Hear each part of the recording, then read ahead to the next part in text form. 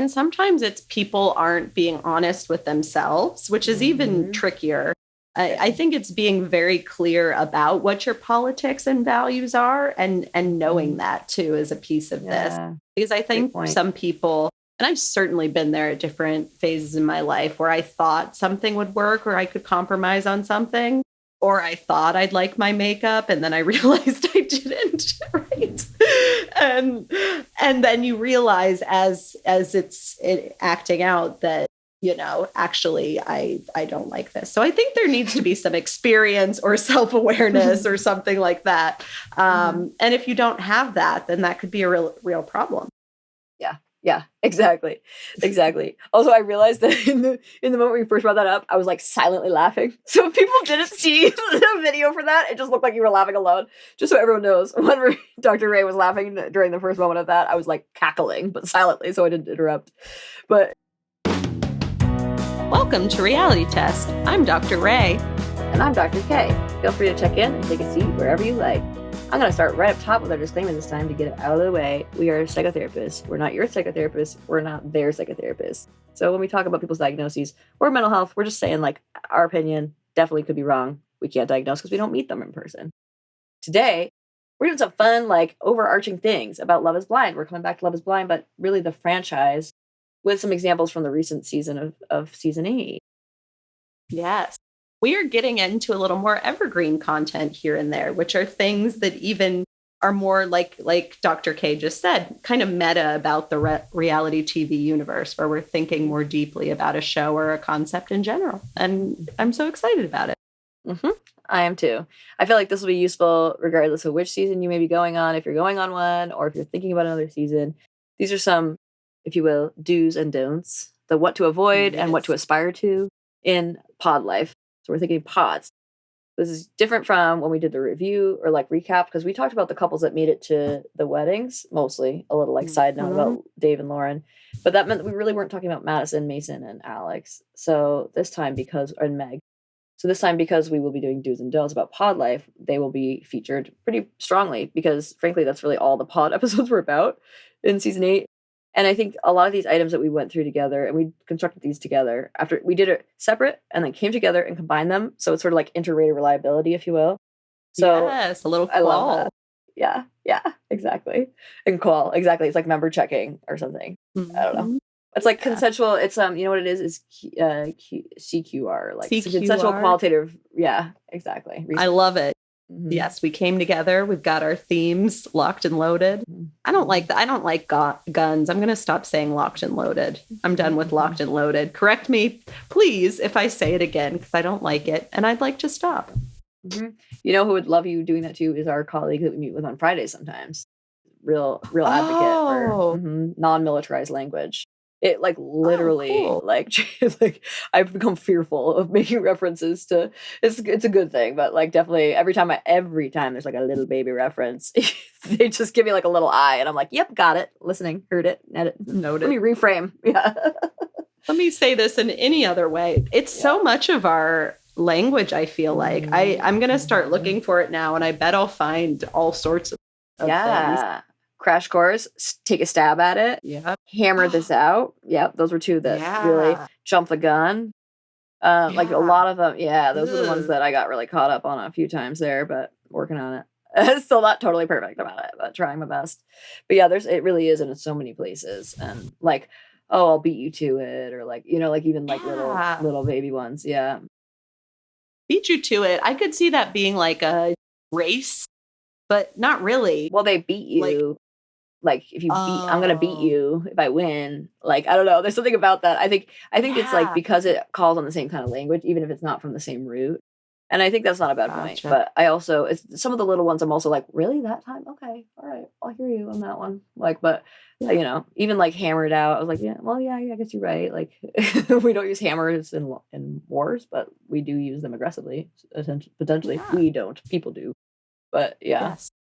I use them to hang my pretty paintings. Yes. I don't have paintings. I have prints. I have prints and I don't have any real paintings because, once y'all join our Patreon, who knows? No, I'm just kidding. Oh my Oh my God, I love God. it. Well, and also I was gonna say, like, and you're pretty stud finder, because I saw that for the first time ever at your house, where I was like, "What's this stud finder? This seems very helpful." And you were like, "Yep." Yeah. And I was like, "I would like one." I've never seen one like that before. It seemed very helpful. It's a great bit because sometimes I'll say to my partner, "Oh, I found you." And then we go, and it's funny Found a stud. every time. Yeah, it's just pretty much and every time a new person says it, you can reintroduce the joke for, endless laughs for the rest of your life. Mm-hmm. I remember you telling me about it when I found it too, which I like. I like you using the bit as like a meta thing where you're like, that's a good bit. Because then you can bring it back up as like it's like a meta. You're not like trying it out again. You're like, this is something I can use. And you're like, yeah, you can use that. I do remember you use that. That's cool. Yeah, like works really well. That's a good way of using bits. Yeah. Yes, exactly. I'm just really trying to work out my comedy routine on a bunch of people to quit psychology. No, I'm just kidding. I'm not going to quit my day job, everyone. Do not worry. No, I love your humor. And also I would say it's evergreen. Your humor is evergreen content. That's full circle. I love it. I love it. Full circle to this thing we're doing today. Yes, totally. Well, since it's like kind of evergreen content, if we're hoping and if we're hoping and desiring that that's the case, we wouldn't check in, right? Because that's specific to a time and place. So maybe we go right into it. I like it. I like where your head's at. Assume that we're doing average in this post-apocalyptic hellscape that we're living in. No, that's a person that might not be everyone's opinion, and that's okay. That's fine. Fair. Although if you're listening to us, you are most likely leaning towards liberal-sided things because we're pretty open with including like diversity content. So that is what you're going to hear. And actually, that's kind of where we're starting out right up top, because we're going to start with what to aspire to in pod life. And our first one is be honest with your biases. And this is so I know if I'm the other person, that's how you're going to be in the real world. And part of that includes like being honest about politics. So that's the piece where it ties into what we were just talking about. Your sociopolitical views are going to influence the rest of our lives. So I'd really like to know what they are. And I really want to talk about them. So do talk about politics. I think related to that, don't compromise on your politics if you're the one hearing about their politics and it doesn't jive, because it's just going to be like a part of who they are. So like Ben talked about not voting, that he didn't, this is Ben and Sarah, doesn't understand Black Lives Matter, that he said he stays out of it, quote unquote. And she also Sarah didn't get like an agreement that he would seriously work on it with her specifically. Like he said, it was like at first he's sort of like, I'm open, but like he wasn't like, oh wow, I care so much about this. Let me work with you on this. I'd feel really good about working on this with you. So I really feel like, or even like how privileged it is to be apolitical, to not vote. Like that is such a privileged position, said nothing of it. So I think that's a form of an answer to this. Another part of like be honest with your biases. I think, for example, using compliments like your voice is super cute or quintessential mom voice, like right there, I'm feeling there's a little bit of sexism vibes, right? Like I'm wondering about, am I being seen as Mary versus Mother Mag? Maybe no. Mother, help me. Is it Mother Madonna Mary. Mary versus Mother. Moore? Yeah. But what was the Mother gotcha. one? Mother Mary. I Mother don't Mary know Mother. that one. Mother. No, Sure. you do. It's the mother. Jesus' mother. Jesus is Mary, yes. It and is then Mary, Magdalene Yeah. Was the other one. The hooer. Yes. The promiscuous one. Okay, good. So oh my literal goodness. It literally says right there, see women as either Mother Mary or Mary Magdalene. So that's where I did. I did Mary Mother instead of Mother Mary. Anyway, listen, it's late. So seeing women as either Mother Mary or Mary Magdalene, if that's something I'm picking up on, I'm gonna like listen to that clue, because it probably means that's well enough in there that it's something I would be a little worried about. The other version of like something that came up around the sexism part was like referring to women's talk as gossip, and especially when like he initiated the triangle in which that happened and he called it girl drama. I want none of that. But now I know we're not on the same page about that. So the last version, of course, is the fact that Virginia and Devin did not talk about politics. I really do not. I believe they did not talk about it until they were in bed that time. Maybe it was another time around that time, but once they were past honeymoons and everything, she asks him his political views, and he tells her he's conservative. It looks absolutely like they've never had that conversation, or at least like not in the pods. So I think that's something I'd want to know right away and get into that. And I think in general, being honest so that I don't get annoyed in the real world. That also includes, by the way, not so much the biases part. is Joey with his hair. Like, he's like, I'm growing out my hair, but normally I don't have this hair. It's like, if this is not how you normally are, I don't want to do this thing. Like, let me see and be a part of what you're going to be like once we're together outside of here. So any version of like misrepresentation, I think is alarming. Mm-hmm. Yeah, no, that was amazing. Great point. It's like, sometimes it's the self-exploration first. You can't be like open with me about your biases and your politics if you don't know yourself very well and like know what your politics are. Which, by the way, knowing yourself and your politics means knowing your parents' politics and knowing about how you were, what messages you were given. Yes, that includes media and so forth, but it also includes your school and your parents and your religious figures, or anybody who has a bit of an authority in your life when you're little itty bitty. That's going to have effects. Mm-hmm. Mm-hmm. All sorts, whether you like them or not. Exactly. And maybe even you're doing the opposite of them. That's still because of them. Like, there's still an influence, right? Like, that's still an influential part of your life. Oh, hell yeah. This goes right into what we just said. So do talk about past relationships and what lessons you've learned, and listen for that in the person you're talking to. I mean, not to say that if you've never been in a relationship, you can't have those experiences, even for situationships, like recognize. I think it's helpful to hear that people have had experiences and learn from them, because then they're reflective, and then that maybe they have at least a sense of how they are in relation with others, and also their attachment style. I know Alex and Madison got a little too black and white on attachment style in weird ways. But if you hear a person say, oh yeah, I've broken up with every person I've ever been with and never talked to them again, like at the first time they do something wrong, they're probably pretty damn avoidant. And if you have dated avoidant people in the past, that's probably something to reflect on, and what that might trigger in you or whatnot. And, I think keying into knowing enough about attachment too to be able to key into some of those things can be really helpful. But yeah, what and see if they on this match. No, totally. I was thinking about what you said about like seeing how they fit with each other. Like, if you know that being with another avoidant person as an avoidant person means you both sort of like run at the first sign of danger, then that might mean that like trying out something different might work. We do know that like anxious with an avoidant kind of doesn't work. Because somebody who's like really anxious and wants to like prove their love for you and wants you to prove your love for them, whereas your thing is like, let me get the fuck out of here, then that feels very triggering to an anxious person. And I think the anxious person like desperately needing you to stay and tell them how much you love them, and you leaving also triggers that anxious person. So I think depending on how polar you are in those areas, it might mean you're not a good fit with each other. But then there's also this idea of like secure attachment being something that's a much broader umbrella. Like, I'll sometimes, first of all, I think attachment styles are like erroneously categorical. I think that we've come to a place where it's a lot more spectrum-y. And so one of the spectra, let's say, I think that's the right word. That is the right word. One of the spectra is the idea of security can still include other pieces. So I used to talk with one of my clients about this idea of like notes of anxious attachment. She has notes of anxious attachment, but like altogether, that's very much secure attachment.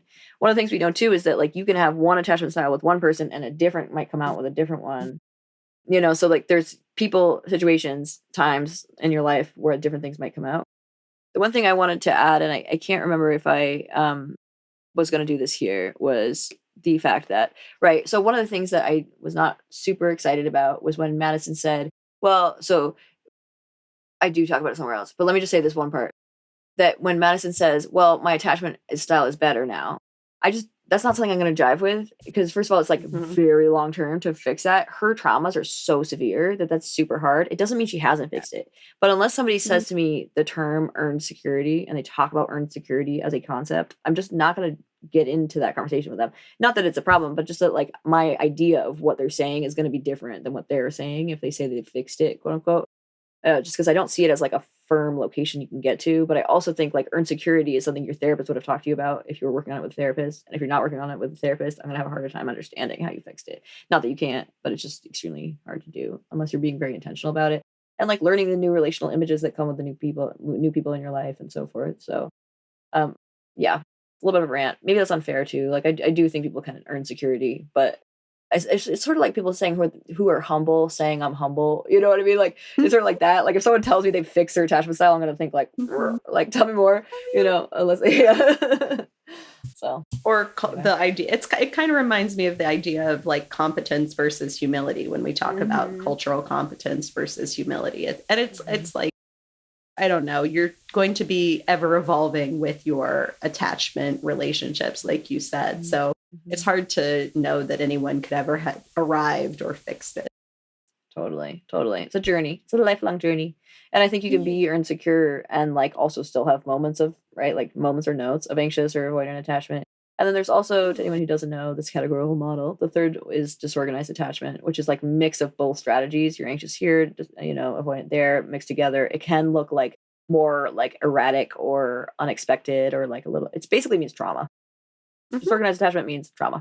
So I wouldn't be surprised if it turned out that Madison might have a little bit more notes of disorganized attachment, just given how much severe trauma she'd been in, which is why I think she reads as both a little avoidant and anxious at times. But that's for her to work on with her therapist, and I don't know for sure. And it seems like she is, unlike some of the men on this season, as we mentioned before. Which I just have to say really quickly is totally what we just have to give her a shout out is what we talked about, the fact that in reunion, she was much more ready to talk about the things that happened. I felt much better about like her understanding what happened. It did reflect some sort of at least self-reflection, but definitely felt like in the presence of a therapist, which I was just really impressed with her coming back with that solid, like, here's what I was thinking. And, I liked it. Totally. And for someone who's been through a lot of trauma to go into a stressful environment like that, that's all about attachment, probably pretty damn stressful. And it's amazing that she's able to reflect on that and grow and all that cool stuff. I love it. Oh. Yep. Totally true. You Great go, item. Girl. Yay. Yeah. The next, this has come up on a lot of seasons, is talking about logistics. For whatever reason, people don't talk about some big logistics. This was a little of a thing on this season between, basketball player and PhD human. Devin and Virginia. My apologies to Devin and Virginia.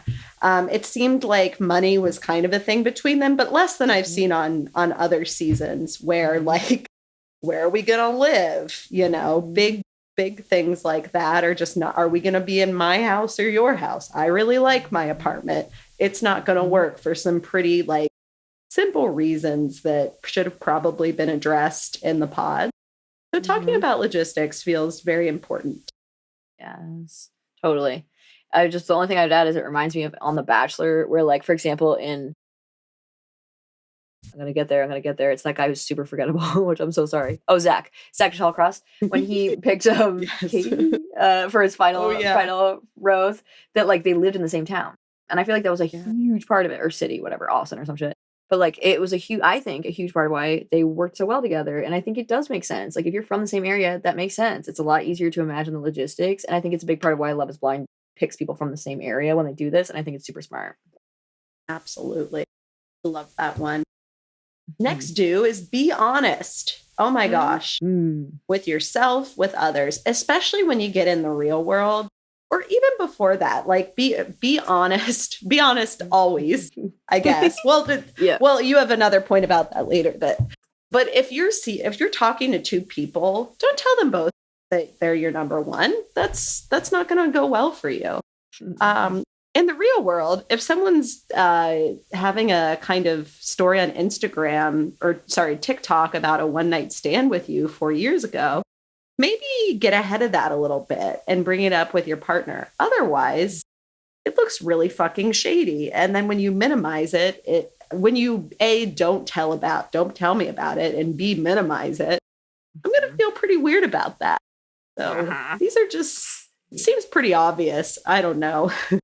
But like, no, it's so true. Be honest up front, and maybe even like think through things that might come up in the real world. Like if you had kids with someone else was another thing that came up in the past.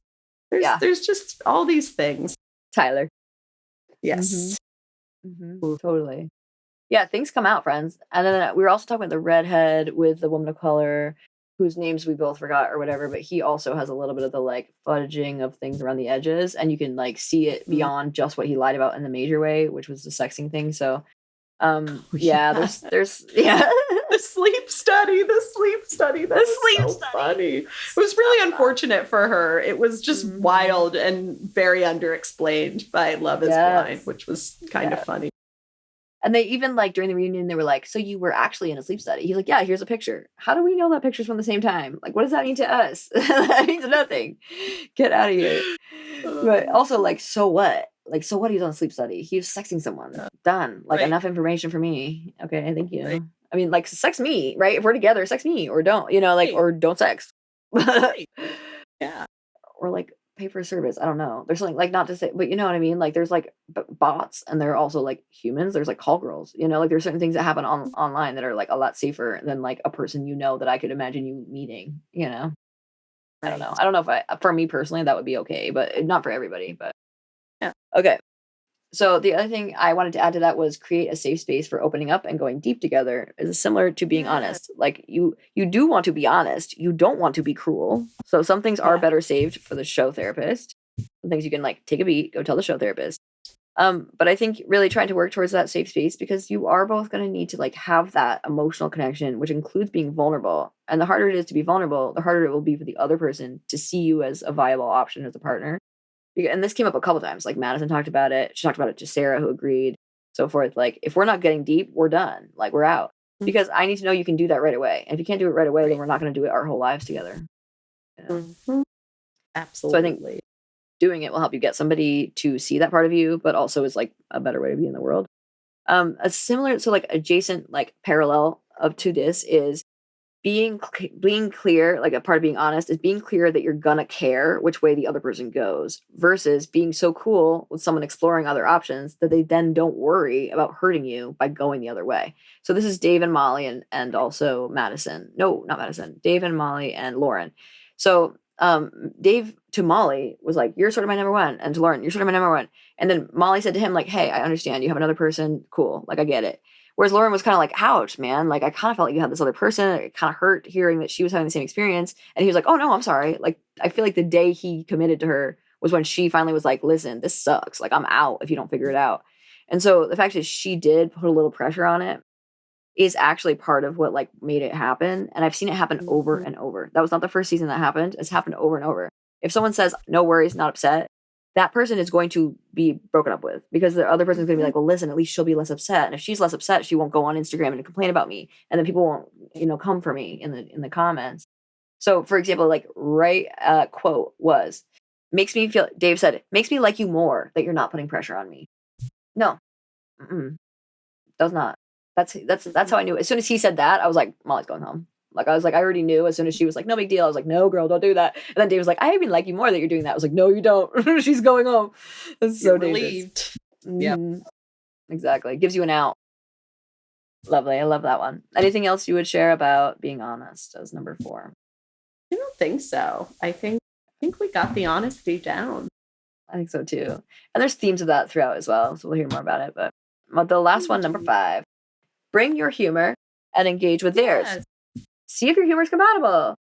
So maybe the opposite of that would be using your humor in a derogatory manner. So like, for example, not inclusive, but like not all inclusive, but an example would be fucking Dave. So when he said, what's wrong with you? First of all, terrible joke. Second of all, he repeated it regularly. Don't repeat shit. Every time y'all repeat something, it comes up as a montage. Maybe not every time, because frankly, I'm sure there's plenty they don't even bother with. But like Tucker or Tyler, what the fuck that guy's name was, who had somebody at home, maybe that was him, someone else that year, they showed the person who was like over and over again saying the same thing with people. And so like, just don't do that. Don't repeat shit. But like, so that means like, yes, use humor, but don't use humor so much that it like is the same from person to person. Be authentic in that humor. And like, again, see if it engages with theirs or not, because not all humor is compatible. And I think, for example, I know that Dr. Ray's humor and mine is compatible. That's a big part of why we do this together, is we know that our jokes are, we're both like laugh really hard at like things that are probably not that funny to other people, but to us, they're super funny. We get it. Like it's they're like hilarious. Right. They're hilarious. We think we're really funny, so listen. We know that we're the right people to work together, but I wouldn't necessarily work with someone else who might think they're also really funny and who might be really funny. It just doesn't jive with mine. I will never be like humor compatible with somebody.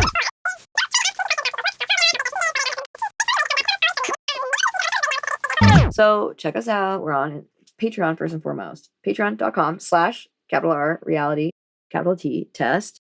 Or you can go to the search bar and do @reality test.